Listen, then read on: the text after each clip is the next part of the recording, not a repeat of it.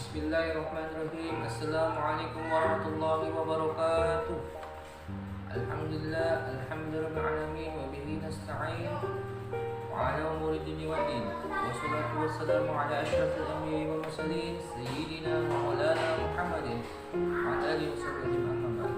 Rabbi shrah li sadri wa yassir li amri wa hlul 'uqdatam min lisani yafqahu qawli. Alhamdulillah, segala puja dan puji syukur kehadirat Allah Subhanahu wa taala yang mana Allah Subhanahu wa taala telah banyak melimpahkan kepada hamba-hambanya banyak sekali nikmat, terutama nikmat iman, Islam dan ihsan. Dan selawat merupakan salam tidak lupa kita haturkan kepada junjungan kita Sayyidina Maulana Muhammadin Allahumma shalli alaihi, yang mana beliau telah membawa umat dari zaman jahiliyah hingga saat ini terang menyerang dengan ilmu agama. Alhamdulillah, yang saya hormati Iwan Guru Mahadul Islam Al-Fila, dan yang saya hormati pula Guru Madrasah Sanawiyah Al-Fila, dan yang Ustaz cintai siswa-siswi Madrasah Sanawiyah Al-Fila. Alhamdulillah, izinkan Al-Fakir di sini ingin membawakan materi yang berjudul keutamaan memuliakan anak yatim. Definisi yatim ialah yang ditinggalkan oleh ayahnya meninggal pada saat waktu kecil atau belum masa akil balik, dan dikatakan ia piatu ialah ditinggalkan oleh ibunya pada waktu masih kecil atau belum masa balik. Dan Rasulullah SAW bersabda, tidak dikatakan seorang yatim bahwasanya ia belum masuk akil balik, belum masuk dewasa. Di Al-Quran menegaskan bahwasanya kata yatim itu ada 23 kali dalam Al-Quran. 8 bentuk tunggal, 13 bentuk jamak, dan sisanya bentuk musanna. Dan Quran menegaskan bahwasanya kita harus menjadi pemerhati anak yatim. Kita harus peduli dengan anak yatim minimal sekitar kita. Allah Ta'ala, Allah bersabda bahwasanya yang artinya mereka bertanya kepadamu perihal anak yatim, bahwasanya memperbaiki keadaan mereka adalah baik. Quran Surah Al-Baqarah ayat 220.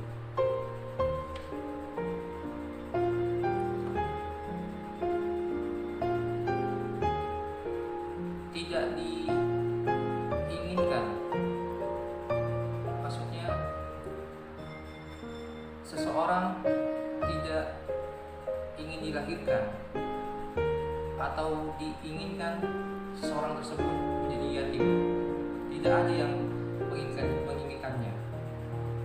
Maka kita sebagai makhluk sosial, bahwasanya kita harus tolong menolong, kita harus mengasuh, mengurus anak-anak yatim di sekitar lingkungan kita sebagai bentuk atau implementasi dari dalil tersebut. Maka izinkan Al-Fakir ingin mempresentasikan atau ingin memaparkan beberapa poin keutamaan memuliakan anak yatim. Poin yang pertama ialah meraih peluang dekat dengan Rasulullah SAW. Kita sebagai umatnya Nabi Muhammad SAW, bahwasanya kita ingin sekali dekat dengan Rasulullah SAW.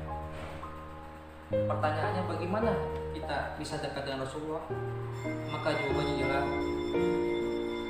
Rasulullah SAW bersabda dalam hadisnya bahwasanya aku dan yang mengurus anak yatim dan pemerhati anak yatim bahwasanya akan berada di surga Allah Subhanahu wa taala. seperti dua jari ini, jari telunjuk dan jari tengah. Beliau mengisyaratkan, Rasul mengisyaratkan seperti begini. Dan yang selanjutnya ialah para pemelihara anak yatim dijamin masuk surga oleh Allah Subhanahu wa taala. Jika para pemerhati anak yatim atau yang mengurus yang mengasuh anak yatim tidak dekat dengan Rasul SAW di surganya, maka jangan berkecil hati bahwasanya Allah Subhanahu wa taala sudah menjamin dirinya masuk surga. Jika ia tidak masuk surga karena suatu hal tertentu, maka Allah akan menjamin sendiri dirinya akan masuk surga. Bahwasanya Rasulullah SAW bersabda, orang yang mengurus anak yatim atau para pemerhati anak yatim di kalangan umat muslimin, yang memberi makan dan minum, Allah akan memasukkan dirinya atau menjamin dirinya masuk surga jika ia tidak melakukan perbuatan dosa besar atau yang dosa yang tidak dapat diampuni oleh Allah Subhanahu wa taala. Poin selanjutnya ialah diberi gelar al-abrar, pangkat solehan. Bahwasanya memberikan santunan kepada anak yatim, anak yatim, mengurus anak yatim, mengasuh anak yatim itu merupakan suatu kebajikan, suatu perbuatan yang baik dan merupakan tanda-tanda orang yang soleh. Maka Rasulullah SAW bersabda, sesungguhnya orang-orang yang berbuat kebajikan atau al-abrar yang diberi minum gelas dari campurannya air kafur. Apa itu air kafur? Air kafur itu ialah mata air dari surganya Allah Subhanahu wa taala yang diminumkan kepada para hambanya, yang dapat memancarkan cahaya-cahaya dan menunaikan nazar dan takut suatu hari nanti akan azabnya Allah Subhanahu wa taala yang merata di mana-mana, serta memberikan makanan yang disukainya kepada fakir miskin, duafa, anak yatim dan yang bertawan. Quran surah Al-Insan ayat 5-6. Dan yang terakhir ialah Allah beri pertolongan.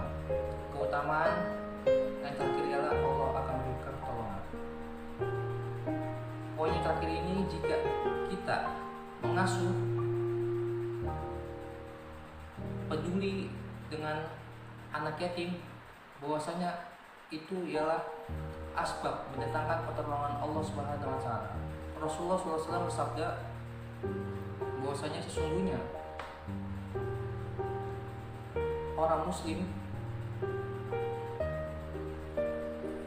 sesungguhnya orang muslim yang menghilangkan kesusahan, maka Allah Subhanahu wa taala akan menghilangkan kesusahannya di dunia dan akhirat. Dan barang siapa yang meringankan kesulitan orang muslim di dunia, maka Allah Subhanahu wa taala meringankan kesulitannya di dunia dan akhirat. Dan barang siapa yang menutup aib saudaranya, maka Allah Subhanahu wa taala akan menutup aibnya di akhirat. Allah Subhanahu wa taala menolong hambanya selama hamba itu menolong saudaranya. Al-Sahih Bukhari. Maka kesimpulannya di materi ini ialah bahwasanya jika kita ingin mendapatkan pahala atau ganjaran yang besar dari Allah Subhanahu wa taala, maka dianjurkan di dalam materi ini dianjurkan untuk peduli. Kita peduli dengan anak yatim, kita asuh anak yatim walaupun satu, itu kita asuh. Bahwasanya kita akan mendapatkan ganjaran yang berlipat-lipat ganda dari Allah Subhanahu wa taala. Bukan bentuk kerugian, bukan. Ini suatu ganjaran dari Allah Subhanahu wa taala yang sangat besar sekali. Demikian paparan dari Al-Fakir.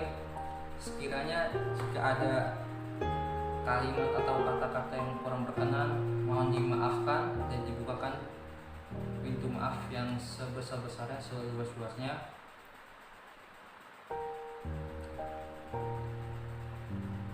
Demikian dari Al-Fakir. Khusmaso wa ada makadar, ambil yang baik, tinggalkan yang buruk. Wallahu muwaffiq ila aqwamit thoriq. Wassalamualaikum warahmatullahi wabarakatuh.